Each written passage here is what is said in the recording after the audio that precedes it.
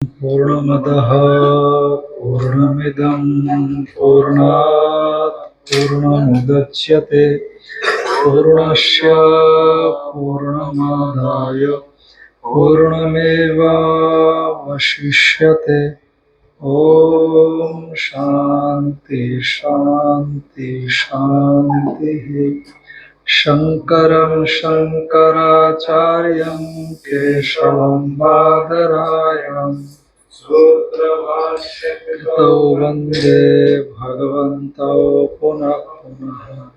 ईश्वरो गुरुरात्मेति मूर्तिभेदविभागिने व्योमवद्व्याप्तदेहाय दक्षिणामूर्तये नमः। ओम शांति शांति शांति। ब्रह्मसूत्र के प्रथम अध्याय के दूसरे पाद का 11वां सूत्र, गुहाम प्रविष्टावात्मानो हि तद्दर्शनात्। ये जो गुहा प्रविष्टाधिकरण का प्रथम सूत्र है उस पर विचार चल रहा था। सूत्र और अधिकरण सार हो गया था और पूर्व पक्ष चल रहा है। तो कहा था कि ये जो गुहाम प्रविष्टो, ये दो वचन है, इसमें क्या बुद्धि और जीव को लेना है अथवा जीव और ईश्वर को लेना है? तो क्या लेना चाहिए? तो कहा कि बुद्धि और जीव यहाँ पर निर्दिष्ट है, ऐसा समझ लेना चाहिए, क्योंकि बुद्धि प्रधान जो कार्यकरण संघात से विलक्षण जीव तो यहाँ प्रतिपादित है ही। क्यों? क्योंकि श्रुति में छाया और तप इत्यादि रूप से कथन किया गया है और छाया शब्द से बुद्धि को ले सकते हैं, आतप माने प्रकाश, उस रूप में जीव को, चेतन को ले सकते हैं। तो ऐसी स्थिति में और तदपि माने जीव तत्व का भी यहाँ प्रतिपादन समझ सकते हैं। और कैसे समझ सकते हैं? तो कह दिया था एयम प्रीति इत्यादि ने वहां पर जीव को बताया है, ये पूर्व पक्षी चल रहा है। अथवा जीव और परमात्मा उनको भी ले सकते हैं, क्योंकि जीव से विलक्षण परमात्मा भी यहाँ प्रतिपादित दिखता है। जीव का तो ग्रहण होना ही है, बुद्धि का तो ग्रहण होना ही है, पर जीव भी विशेष करके प्रतिपादित है। तो बुद्धि जीव दोनों अथवा जीव परमात्मा दोनों, क्योंकि परमात्मा का भी जीव से अतिरिक्त कथन किया गया है, इसलिए जीव परमात्मा दोनों लेना।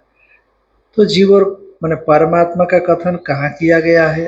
अन्यत्र धर्मात् अन्यत्र अधर्मात् इत्यादि करके, या तो बुद्धि और जीव को लीजिए या तो जीव और परमात्मा को, ईश्वर को ले लीजिए। तो इस प्रकार का ये पूर्व पक्ष तो नहीं, संशय समझना। तो इसी संशय पर कोई आक्षेप कर रहा है दूसरा, तीसरा पक्ष। एक पूर्व पक्ष है, एक संशय करने वाला है, एक पूर्व पक्ष एक आक्षेपता है। ये जो दो पक्ष बना ना, उसमें आक्षेप कर रहा है कोई। ये पक्ष ही नहीं बन सकता है, ये दो पक्ष कैसे निकाला आपने? माने दो पक्ष बनना चाहिए ना, संशय के जो दो पक्ष बने हैं ये बनने चाहिए, तभी कौन सा दो पक्ष में ठीक होगा। तो एक पूर्व पक्ष होगा, एक सिद्धांत पक्ष होगा, पर संशय नहीं बनेंगे कि जीव ईश्वर को ये गुहाम प्रविष्टो इस प्रकार से ले या गुहाम प्रविष्टो से जीव परमात्मा को लें। ये जो संशय बता रहे हैं आप, ये बनेगा नहीं। कैसे? का अत्र आह आक्षेपता, इस विषय में आक्षेप करने वाला आक्षेपता। आक्षेपता मतलब आक्षेप उठाने वाला। ये कैसे कहा गया? का उभौ अपि ये तो पक्षो न संभवतः, ये दोनों ही पक्ष यहाँ संभव नहीं है। कस्मात्, किस हेतु से? का ऋतपानम है ना, ऋतपानम का मतलब है कर्म फलोपभोग, ऋतपान का ही अर्थ है कर्म फल का उपभोग, उसका साक्षात्कार, ये ऋतपान है। जैसे आप पान करते हैं तो साक्षात्कार होता है कि नहीं, ठंडा गर्म जो भी हो, सुख दुख उससे जो मिलने वाला हो, उसी तरह से कर्म फल का जो सुख दुखात्मक साक्षात्कार है, यही ऋतपान है, यही कर्म फलोपभोग है।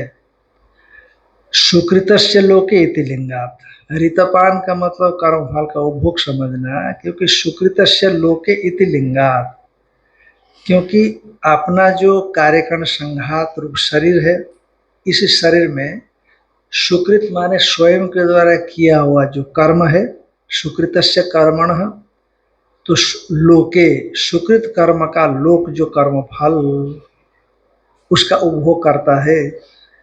तो ऐसा कहा करके इति लिंगात, इस लिंग से, तो क्या समझा जा रहा है, दोनों पक्ष से संभव नहीं बनता। इससे कैसे दोनों पक्ष से संभव नहीं है, का तत्चेतन से क्षेत्रज्ञ से संभवती, ये जो ऋतपान माने कर्म फल का उपभोग, ये शरीर में स्वयं के द्वारा किए हुए कर्म से जनित जो फल है, उस फल का उपभोक्ता, तो ये चेतन जीव बनेगा ना, बुद्धि थोड़ी बनेगी। तो कहा कि तत्चेतन से क्षेत्रज्ञ से संभवती, चेतन क्षेत्रज्ञ का ही वो संभव होता है। न अचेतनाया बुद्धि, अचेतन बुद्धि में ऋतपायित्व नहीं बनेगा। केवल अकेला जीव को ले लो, न कि बुद्धि को, केवल अकेला जीव को ले लो, बुद्धि को नहीं। पर फिर जो कहा गुहाम प्रविष्टों में दो वचन कैसे उत्पन्न होगा, वो दिक्कत आएगी। यदि दोनों को लेना चाहते हो तो ऋतपाई केवल जीव हो सकता है, बुद्धि नहीं। और दोनों को इसलिए ले नहीं सकते, अकेला जीव को लेंगे तो गुहाम प्रविष्टो, गुहा में दो है प्रवेश किए हुए, ये वाक्य अनुपपन्न हो जाएगा। और ऋतम पिबंतो पिबंतो इति च द्विवचनेन द्वयोपानम दर्शयति श्रुति। और ऋतम पिबंतो में पिबंतो दो वचन है कि नहीं, तो द्विवचन से दो पान करते हैं, हृदय गुफा में बैठ करके दोनों पान कर रहे हैं। हाँ, कर्मफल का उपभोग कर रहे हैं, प्यासे हैं और दोनों पान कर रहे हैं। अब बुद्धि में प्यासत्व तो कैसे हो सकता है, तृष्ट तो है ना, तृष्ट तो बुद्धि में नहीं हो सकता। जीव में तो चलो ठीक है, जीव तो कर्मफल का प्यासा है ही, लेकिन मुझे ये मिले मुझे ये मिले तड़प रहा है, इसलिए तृष्ट तो जीव में तो बनेगा चेतन होने के नाते, पर जड़ होने से बुद्धि में कैसे बनेगा। पर पिबंतो दो दिया है यहाँ पर, पिबंतो इति च द्विवचनेन द्वयोः पानम दर्शयति श्रुति ही। अतो बुद्धि क्षेत्रज्ञ पक्षस्तावन न संभवती, बस बुद्धि और क्षेत्रज्ञ पक्ष तो नहीं बनेगा, संशय में उसको उड़ा दिया। तो अब दूसरा पक्ष था जीव और परमात्मा ईश्वर, ये दो पक्ष, ये एक पक्ष तो संभव हो सकता है। अतएव क्षेत्रज्ञ परमात्मा पक्ष भी न संभवती, चेतन में ही ऋतपाई तो बता देने से, ठीक है ना, परमात्मा और जीवात्मा पक्ष भी संभव नहीं है। क्यों, अतएव माने चेतन में ही पान कर्तृत्व, ये वचन होने से, ठीक है ना, माने जीव में पान कर्तृत्व वचन हुआ ना, परमात्मा तो पान करता है ही नहीं, ऋतपाई है ही नहीं, तो दोनों में से एक नहीं बना, तो ऋतम पिबंतो तो वहां भी उपयुक्त नहीं, दो वचन उपयुक्त नहीं हुआ, इसलिए जीव और परमात्मा पक्ष भी संभव नहीं हुआ। इसलिए आपका तो संशय नहीं बन रहा है, तो पूर्व पक्ष सिद्धांत कहाँ से लेंगे। अतएव क्षेत्रज्ञ परमात्मा पक्षों की न संभव होती, क्योंकि चेतने भी, अतएव का ही वो हेतु देते हैं, चेतने भी परमात्मा ने ऋतपाना संभवात, क्योंकि परमात्मा चेतन है पर ऋतपाई तो उसमें संभव नहीं है। क्यों संभव नहीं है, जीव में संभव है तो वहां भी संभव है। आप देखो ना, श्रुति कहती है, हाँ सयुजा ऋत, हाँ, द्वा सुपर्णा सयुजा सखाया समानं वृक्षं परिशस्व जाते तयोरन्यः स्वा पिप्पलम स्वादुहति। अब आगे बोलो। अनशनन अन्यो अभिचाकर्षिति। एक जीवात्मा तो ऋतपाई है, और जो परमात्मा है अनशनन माने खाता ही नहीं हो, और केवल प्रकाश मात्र करता रहता है। इसलिए प्रकाश प्रकाश मात्र कर रहा है ना, तो हमारे कुछ गतिविधियों से थोड़ी जुड़ेगा वो, केवल प्रकाश कर रहा है। उसी तरह से परमात्मा में केवल प्रकाश ही कर रहा है।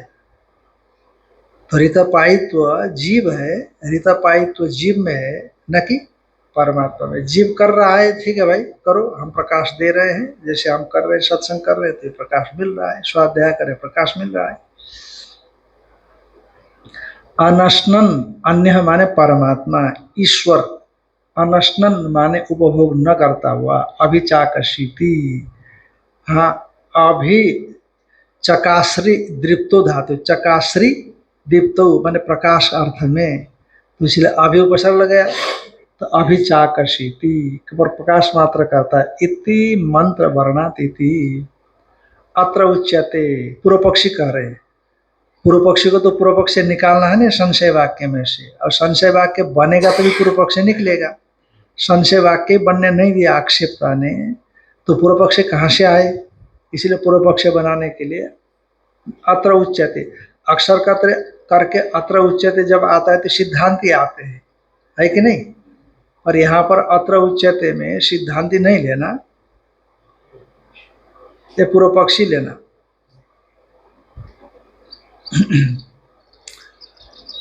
नहीं सदोषा, क्योंकि छात्रिणो गच्छन्ति इति एकेना, मतलब यहाँ ये करने जा रहे हैं कि जीव और बुद्धि ये पक्ष भी ले सकते हैं, और जीव और ईश्वर ये पक्ष भी ले सकते हैं। तो इस संशय की उपपत्ति दिखा रहे हैं, और संशय की उपपत्ति पूर्व पक्ष दिखा रहे हैं कि सिद्धांत दिखा रहे हैं, जो भी दिखा रहे हैं, ये पक्ष यहाँ पर प्रतिपाद्य है। आगे छात्रिणो गच्छन्ति इति एकेनापि छात्रिणा बहुनाम छात्रित्वोपचार दर्शनार्थ। अब बारिश हो रही है, धूप लग रही है, तो जा तो रहे हैं 10 लोग, पर छाता 3 ही लोगों के पास है, और यहाँ से हम देख रहे हैं उस पार में लोग छाता लेकर के जा रहे हैं। तो हमको किसी कुटिया के पास पहुंचे, कुटिया को बताना था, कहते कौन है कुटिया? ये अरे वो छाता छतरी जो है ना, जा रहे हैं ना छाताधारी, वही सामने वाला कुटिया है। अब आपने छाताधारी, 3 तो छाताधारी है, 7 तो बिना छाता वाले हैं, पर छत्रिणो यान्ति ऐसा कह दिया।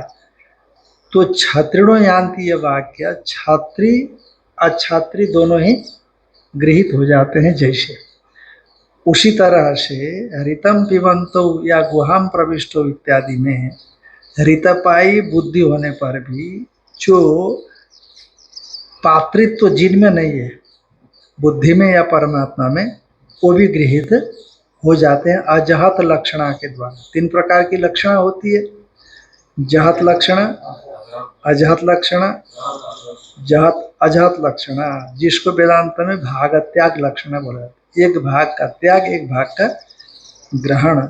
तो यहाँ पर अजहत माने बिन, जहत माने त्याग, अजहत माने बिना त्याग, वहा का त्यागे धातु से जहत बनता है।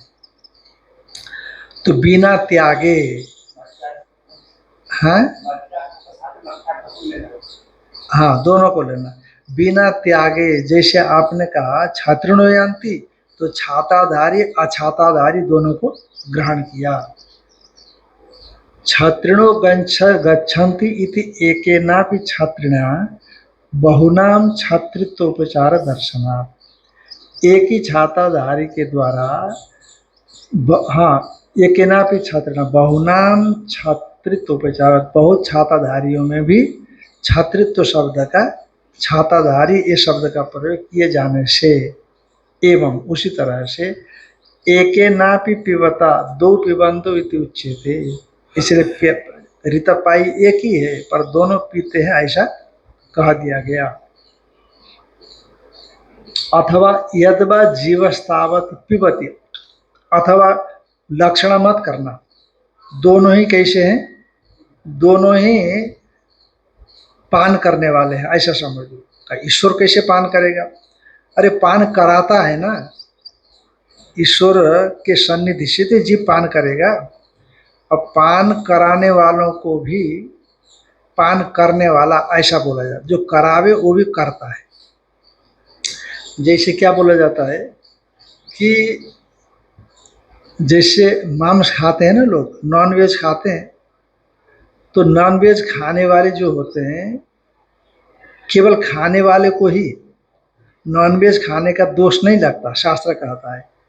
जो सीधा ही कर देता है, मारता है, उसको तो दोष लगेगा, और जो ऐसा करने के लिए उसको प्रेरणा देता है उसको भी दोष लगता है, और जो खाता है उसको भी दोष लगता है।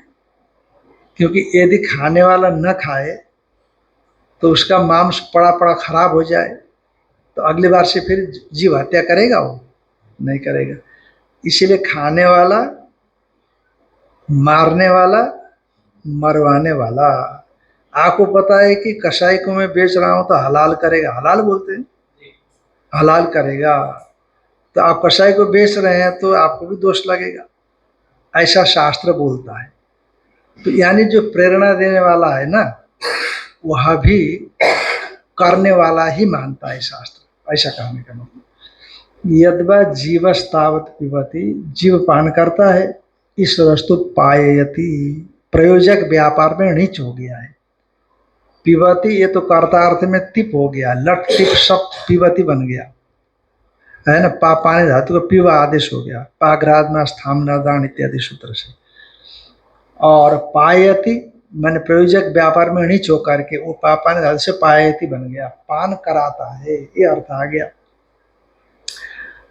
पाययन अपि पिबती इति उच्यते, पान कराता हुआ, पान करने वाला दूसरा है, प्रयोज्य व्यापार दूसरा है, प्रयोजक करता और प्रयोजक करता। प्रयोजक करता है प्रेरणा देने वाला, और एक है स्वयं करता, प्रयोजक करता। अब जिसको प्रेरित करते वो प्रयोजक करता होता है, और जो प्रेरणा देने वाला है वो प्रयोजक करता माना जाता है। जैसे माँ बेटे को बारंबार कभी प्रेम से, कभी डरा करके, कभी किसी लालच में खाने को बोलती हो, खाने वाला है प्रयोजक करता, और जो प्रेरणा देकर के खिलाने वाली माता क्या हो गई? प्रयोजक करता। तो क्रिया तो हो रही है ना माँ में भी, इसीलिए माँ को भी खाने वाली माने कर्ता मानेंगे, ऐसा मानते हैं। तो इसीलिए जैसे कि पायन अभी पिबती इति उच्यते, पिलाने वाले को भी पीता है ऐसा सामान्य तौर पर कहा जाता है, सीधा डायरेक्ट नहीं पीता क्योंकि प्रयोजक है वो, इसीलिए। पर प्रयोग ऐसा होता है, पाचयितरी अपि पक्तृत्व प्रसिद्धि दर्शनात्, जो पकाने, पाचयितरी अपि जो पकवाने वाला है, पाचयितरी मैंने पकाने वाला नहीं, पाचयितरी का मतलब पकवाने वाला, पकाने में प्रेरणा देने वाला। जो कैटरक नहीं होता, कैटरक, तो वो एक मालिक होता है बड़ा वाला, वो लोगों को लगाता है। तो जो लोग उनके प्रयोज्य करता है वो करते हैं स्वयं, और एक करावाने वाला, कराने वाला होता है, उसको भी करने वाला बोलते हैं। पाचयितरी अपि पक्तृत्व प्रसिद्धि दर्शनात् बुद्धि क्षेत्रज्ञ परिग्रहोपि संभवती, ईश्वर और जीव को परिग्रह हो सकता है ये कह दिया। अब बुद्धि और क्षेत्रज्ञ का परिग्रह भी संभव है, क्योंकि कर्णे कर्तृत्व उपचारात्, जो कर्ण होता है ना उसमें भी कर्ता ऐसा माना जाता है। जिससे देवदत्त कुठारेण वृक्षम छिंदती, छिनती, छिंदती नहीं छिनती, स्नम होता है ना, रुदादिभ्य स्नम। तो देवदत्त कुठारेण वृक्षम छिनती ऐसा बोलते हैं। तो जो कुठार से छेदन करता है, कर्ण है ना ये, तो कुठार छेदन करता है, ऐसा भी तो हो सकता है। जैसे आप लकड़ी से भोजन बनाते हो, तो भोजन कौन पकाता है? लकड़ी पकाती है ना, अग्नि पकाती है। आप भोजन अग्नि से पकाते हो तो भोजन कौन पकाता है? अग्नि पकाती है कि नहीं? तो उसी तरह से तो बुद्धि करण है और जीव कर्ता है, तो इसलिए कर्ण में भी कर्तृत्व व्यवहार हो जाता है। इसलिए बुद्धि को भी कर्तृत्व व्यवहार होने से, जिससे जीव रीतपाई है, पान का कर्ता है, उसी तरह से बुद्धि को भी क्या समझना, रीतपान का कर्ता समझना। कर्णे कर्तृत्व उपचारात, कैसे ये धानसी पचंत इति प्रयोग दर्शनात्, और लकड़ियां पकाती है। लकड़ियां कहाँ पकाती है भाई, देवदत्त लकड़ियों से पकाता है, ये प्रयोग होता है ना। जैसे देवदत्त कुठार से वृक्ष का छेदन करता है, तो कुठार कर्ण है वहां पर, उसे भोजन पकाने में कर्ण है लकड़ियां। लकड़ियां स्वयं थोड़ी पकाती है, नहीं तो जंगल की लकड़ियां स्वयं पका ले, ऐसा तो होता नहीं है। देवदत्त चाहिए वहां पर फिर भी जो कर्ण है पकाने के प्रति, उसमें कर्तृत्व व्यवहार होता है। ये धानसी पचंत इति प्रयोग दर्शनात्, क्यों बोलते समय ये दो भी पचंती, ऐसा हिंदी में हो जाएगा। संस्कृत में ये धानसी पचंती ऐसे ही रहेगा, हिंदी में समझते समय लकड़ियों के द्वारा पकाता है, ऐसा अर्थ होगा। पर फिर भी ये धानसी पचंती, ऐसा कर्तृवाच्य का प्रयोग किया जाता है। न च अध्यात्म अधिकार्य अन्यो कौचित कौचित, ऐसे पाठ है, ऋतम पिबंतो संभवता। इस अध्यात्म का अधिकार में जीव और परमात्मा या जीव और बुद्धि, इनको छोड़ करके कोई भी दूसरा ऋतपाई संभव ही नहीं है।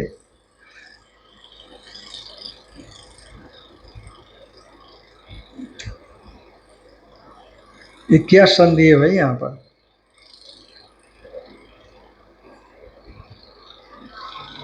कौचित न च अध्यात्म अधिकार में अन्य कोई भी दो रीत पाई संभव ही नहीं हो सकता है, बुद्धि जीव को छोड़ करके या जीव और परमात्मा को छोड़ करके।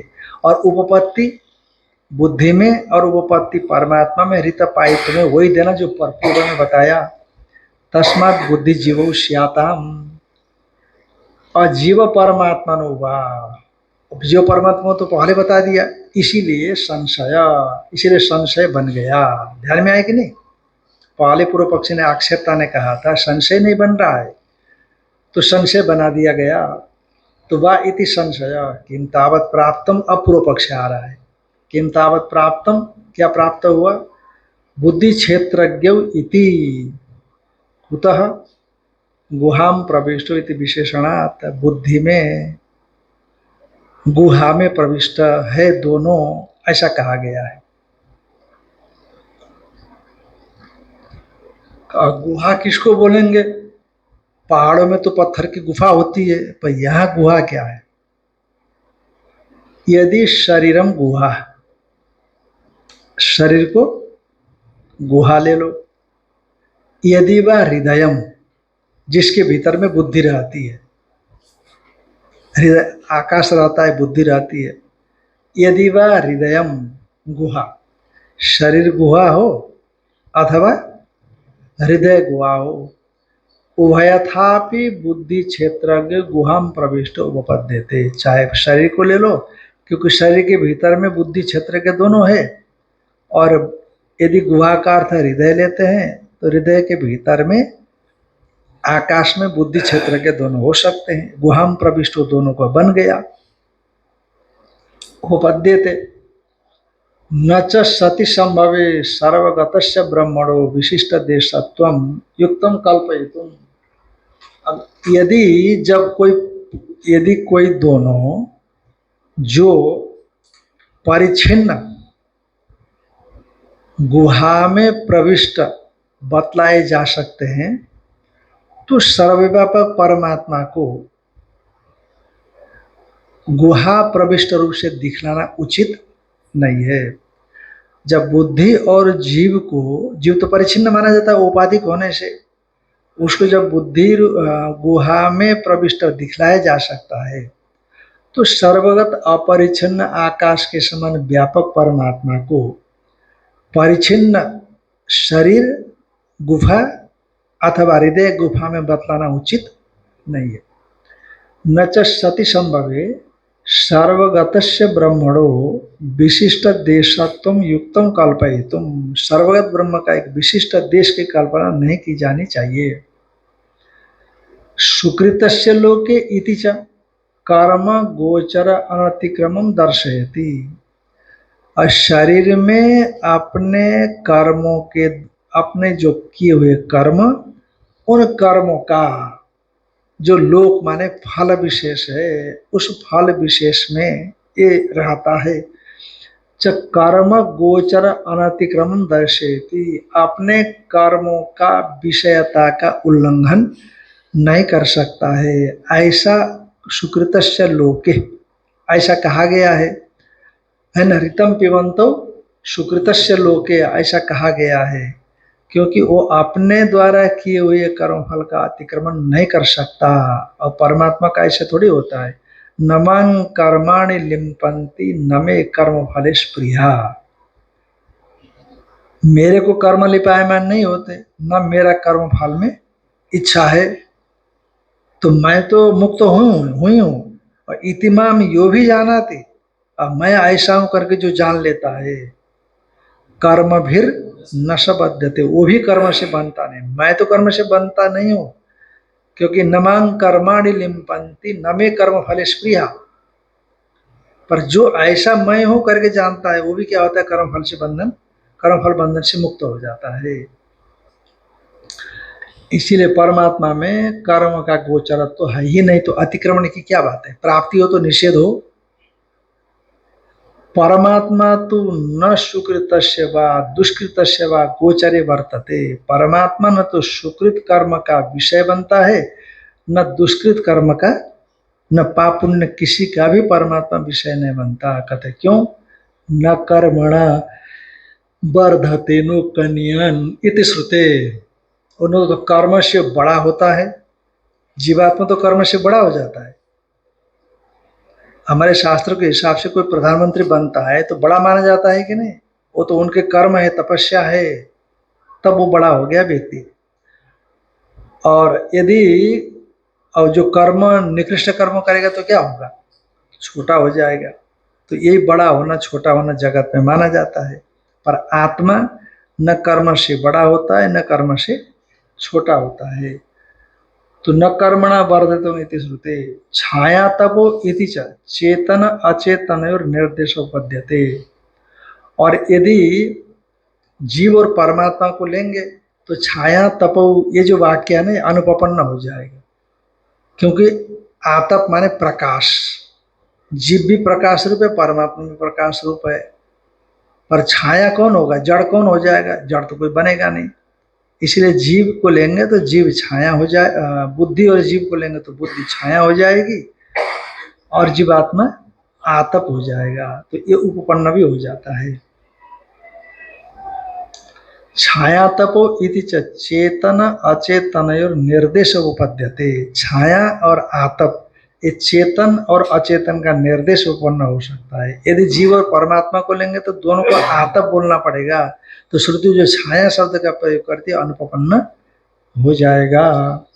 क्योंकि छाया आतपवत परस्पर विलक्षणत्वात् से छाया और आतप परस्पर में विलक्षण है। उसी तरह से बुद्धि और जीवात्मा दोनों भी परस्पर में विलक्षण है। पर परमात्मा से जीवात्मा का परस्पर विलक्षण तो बनता ही नहीं है, क्योंकि दोनों ही चेतन है।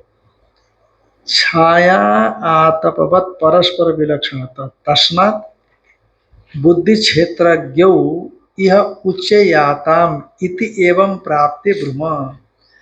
तो इन वाक्यों में ऋतम पिबंतो सुकृतस्य लोके, हाँ, गुहाम प्रविष्टो परमे परार्धे छाया तपो ब्रह्म विदु वदंती पंचाग्नयो ये चतृणाचिकेता। ये जो विषय वाक्य है यहाँ पर क्षेत्रज्ञ, बुद्धि और क्षेत्रज्ञ ये दोनों को ही ग्रहण किया जाना चाहिए। इति एवं प्राप्ते, ऐसा पूर्व प्राप्त होने पर सिद्धांति उत्तर देते हैं ब्रह्म। हम इसका उत्तर दे रहे हैं का विज्ञानात्म परमात्मानो यह उच्चयातम। महाराज यहाँ पर जो है विज्ञानात्मा माना जीवात्मा और परमात्मा, विज्ञानात्म परमात्मानो यह उच्च याताम, यहाँ पर कहना चाहिए कस्मात, का किस लिए, का आत्मानव ही तो वो अपि चेतनौ समान स्वभावो, क्योंकि ये दोनों चेतन समान स्वभाव वाले हैं। चेतन समान स्वभाव वाले हैं। आत्मानव ही तो उभो, वे दोनों आत्मा माने जीवात्मा और परमात्मा, ये दोनों चेतनो चेतन है और समान स्वभाव, समान स्वभाव है। चेतना तो इनका समान स्वभाव है। का संख्या श्रवणे च समान स्वभावेषु एवं लोके प्रतीतिर दृश्यते। जब संख्या श्रवण करते हैं ना, तो समान स्वभाव वाले में ही स्वीकृति लोक में देखी जाती है। जैसे 10 गए हैं, 10 कहा गया राम, राम उत्तराखंड यात्रा में गया है, कहते हैं अकेले, कहा 10 गए हैं। क्या बोल रहे हैं? 10। और राम तो मनुष्य है कि नहीं, तो 10 गया, मैंने कुत्ता को भी ले गया होगा, भैंस को भी ले गया होगा, घोड़े को भी ले गया होगा। कितने हो गए? कुत्ता, घोड़े, भैंस 3, और अन्य को भी कुछ बिल्ली उल्ली को भी ले गया होगा, और 9 हो गए हो, और राम 10। ऐसा समझा जाएगा कि राम और उसके दोस्त 9 ये मिलकर गए गए, ऐसा समझा जाएगा। हाँ, एक वीडियो आया, तो एक छोटी बच्ची जो है ना, 5-7-10 कुत्तों के साथ रोड क्रॉस कर रही है। अच्छा, रोड क्रॉस करते समय कुत्तों में से जो मजबूत कुत्ता है ना, उस कुत्ते पर बैठ करके रोड क्रॉस कर रही है।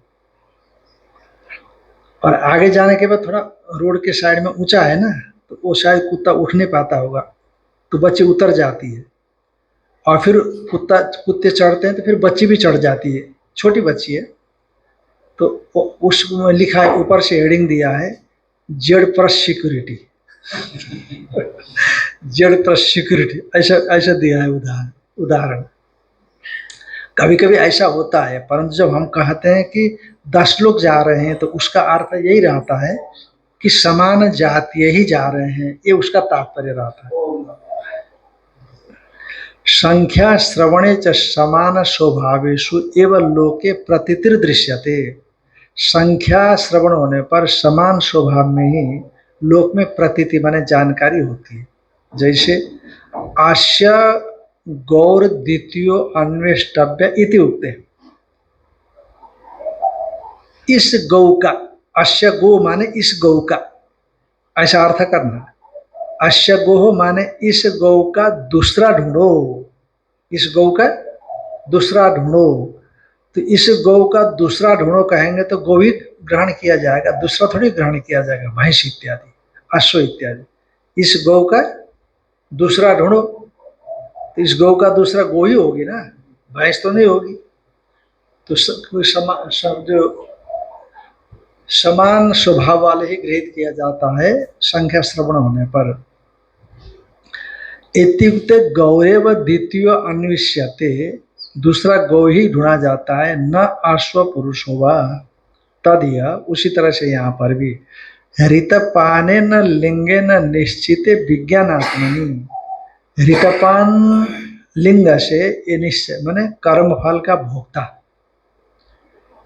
इस लिंग से, इस चिन्ह से, इस ज्ञापक कारक के माध्यम से जब विज्ञानात्मा माने जीवात्मा निश्चय हो गया, तो निश्चय होने पर द्वितीय अन्वेषणायाम, जब दूसरा ढूंढना होगा, तो समान स्वभाव चेतन, क्योंकि जीव चेतन है, अतएव समान स्वभाव वाला चेतन परमात्मा एवं प्रतीयते, परमात्मा ही जाना जाता है, न कि कोई दूसरा बुद्धि इत्यादि का। ननु उक्तम गुहा ही तत्व दर्शनात् न परमात्मा प्रत्येतव्य इति। यदि संभव है जीवात्मा और बुद्धि को लेना, तो सर्वगत परमात्मा को गुहाम प्रविष्टो इस रूप में स्वीकार करना ठीक नहीं है। अरे जबरदस्ती गुहा में क्यों डाल रहे हो उसको, सर्वगत है वो। हाँ, तो जीव और बुद्धि को गुहा में रख लो, क्योंकि जीव बुद्धि तो गुहा में हो ही सकते हैं। तो सर्वगत को गुहा में क्यों लाते हो? यदि संभव है, प्रविष्टो, ये दो वचन का किस सार्थकता, संभव है तो परमात्मा को नहीं लाना चाहिए। का ननु गुहा हितत्व दर्शनात् न परमात्मा प्रत्यतव्य इति। तो सिद्धांति उत्तर देते हैं, थोड़ा दिमाग नहीं लगाया आपने। यदि विवेक थोड़ा सा जागृत करते तो गुहा ही तत्व दर्शन से ही परमात्मा लाना चाहिए। का गुहा ही तत्व दर्शनाद एवं परमात्मा प्रत्यतव्य इति वदामः। गुहा ही तत्व दर्शन से ही परमात्मा को स्वीकार करना चाहिए वहां पर, ऐसा हम आपको बताते हैं। क्यों बताते हैं? क्योंकि गुहा ही तत्व तो श्रुति स्मृतिषु असकृत परमात्मा एवं दृश्यते। गुहा ही तत्व माने गुहा में अवस्थिति जिसकी है, गुहा ही तत्व तो श्रुति स्मृतिषु, श्रुति स्मृतियों में बारंबार परमात्मा के लिए कहा गया है गुहा ही तत्व रूप से। गुहा हितम गौहरेष्ठम पुराणम, काठोपनिषद है, गुहा में स्थित है, गौहरेष्ठ अनेक प्रकार के विघ्न बाहुल्य में अवस्थित है। और पुराणम, पुरापि नवैव, बहुत सनातन है, सदातन है। यो वेद निहितं गुहायां परमे व्योमन ब्रह्मविद आपनोति परम तदेशा ऋचाभियुक्तम सत्यम ज्ञानम अनंतम ब्रह्म। यो वेद निहितं गुहायां परमे व्योमन, ये गुहा भी बुद्धि गुफा को ही लिया गया है। आत्मानम अन्यच्छ गुहाम प्रविष्टम, ये कहाँ की श्रुति है, दिया है क्या किसी पुस्तक में? आत्मानम अन्वेच्छ गुहाम प्रविष्टम इत्याद्यासु, आत्मा को ढूंढो जो गुहा में प्रविष्ट है, क्योंकि अभिव्यक्ति उसी में होती है इसलिए गुहा प्रविष्ट कह दिया।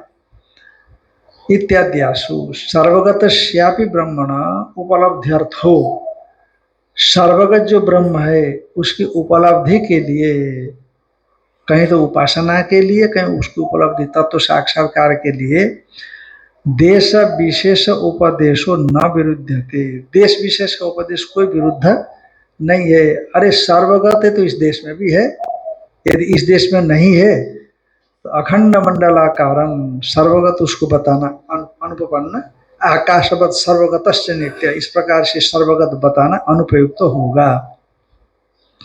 जब सर्वगत है तो वहां भी है, इसलिए वहां है ये कहने में कोई दिक्कत नहीं। सर्वगतस्यापि ब्रह्मणा उपलब्ध्यर्थो देश विशेष उपदेशो न विरुध्यते इति एतदपि उक्तम, ये पहले भी कहा गया है।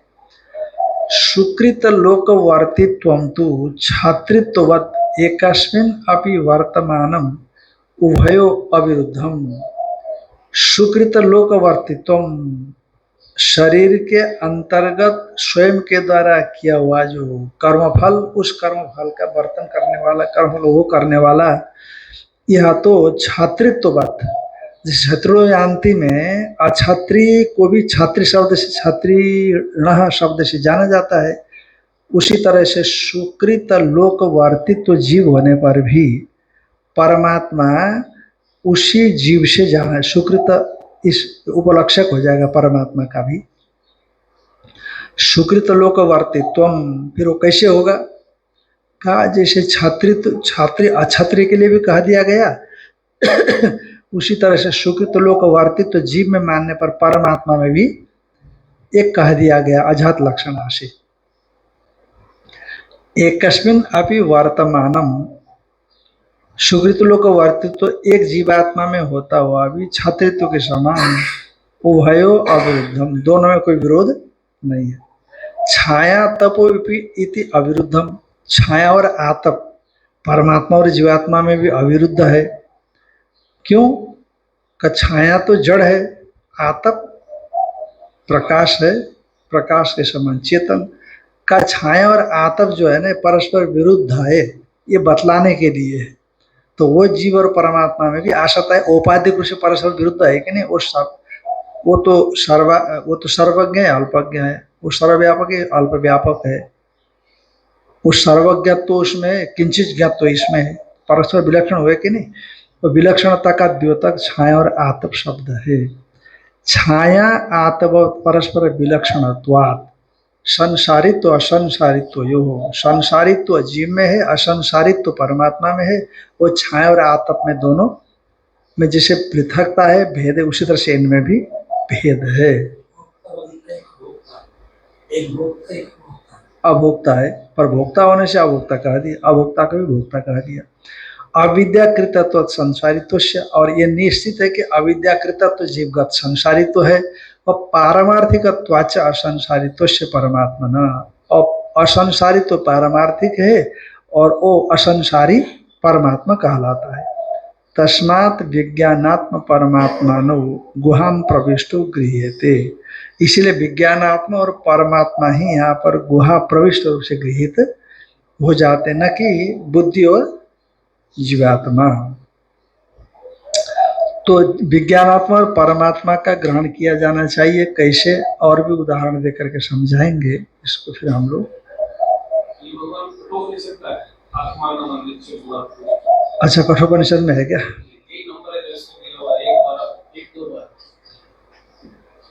1-2 बार